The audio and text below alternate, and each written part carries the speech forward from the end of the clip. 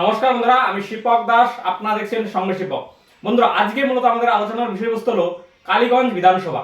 এই কালীগঞ্জ বিধানসভার উপনির্বাচন হয়েছে, আমরা সকলেই জানি। সেই বিধানসভা উপনির্বাচনে আলিফা আহমেদ জয়ী হয়েছে এবং যেদিন ভোট গণনা হয়েছে সেদিন আলিফা আহমেদের যে জয়ের যে বিজয় মিছিল, সেই জায়গা থেকে সিপিআইএম এর সমর্থকের বাড়িতে বোম মারা হয় এবং একটি বাচ্চা শিশুর মৃত্যু হয়।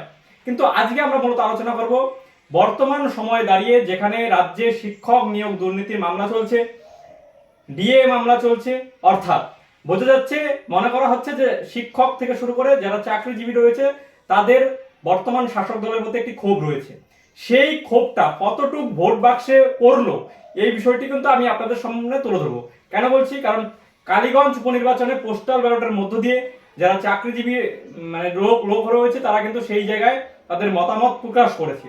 সেই মতামতে কি আসছে উঠে ফল, এই বিষয়টি কিন্তু আমি তুলে ধরবো। কেন? কারণ কালীগঞ্জ উপনির্বাচনে যদি দেখি চাকরিজীবীদের যে ভোট, সেই ভোট কিন্তু 954টি। সেই 954টি ভোটের মধ্যে কোন দল কত ভোট পেল, বর্তমান রাজ্যের শাসক দলের বিপক্ষে কত চাকরিজীবী লোক তারা ভোট দিলেন আর কত সরকারের বিপক্ষে ভোট দিলেন, এই বিষয়টি কিন্তু আমরা সরাসরি নির্বাচন কমিশনের যে তথ্য ওয়েবসাইট, সেই ওয়েবসাইট থেকে তুলে ধরবো। যদি আমরা দেখি তৃণমূল কংগ্রেসের প্রার্থী আলিফা আহমেদ, তিনি কিন্তু ভোট পেয়েছেন 580টি পোস্টাল ব্যালটে। বিজেপি প্রার্থী আশিস ঘোষ, তিনি কিন্তু ভোট পেয়েছে 286টি এবং বাম কংগ্রেস জোটের প্রার্থী কাবিল উদ্দিন শেখ, তিনি কিন্তু ভোট পেয়েছেন 86টি এবং নোটা ভোট পেয়েছে 2টি।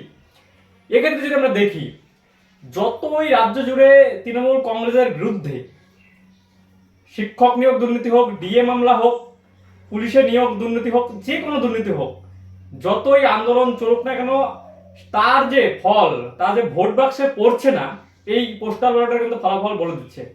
কারণ পোস্টাল ব্যালটে মূলত চাকরিজীবীদের ভোট পোস্টাল ব্যালটের মধ্য দিয়ে হয়ে থাকে, কিন্তু সেই জায়গায় দেখা যাচ্ছে সেখানেও তৃণমূল বিরোধীর থেকে প্রায় ডাবল ভোট পেয়েছে।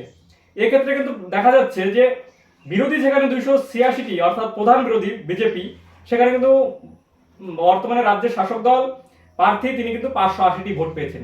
অর্থাৎ প্রধান বিরোধীর থেকে অনেকটাই বেশি ভোট পেয়েছেন বর্তমানে তৃণমূল কংগ্রেসের প্রার্থী।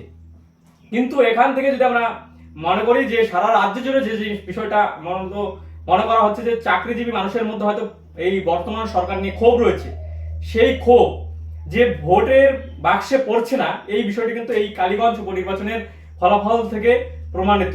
তাই বন্ধুরা, এই ভিডিওটি আমি তুলে ধরলাম এই কারণেই যে গ্রাউন্ডে, অর্থাৎ শহরে, অর্থাৎ কলকাতা কেন্দ্রিক যেভাবে চাকরিজীবীদের আন্দোলন চলছে, ধর্ণা কর্মসূচি চলছে, সেই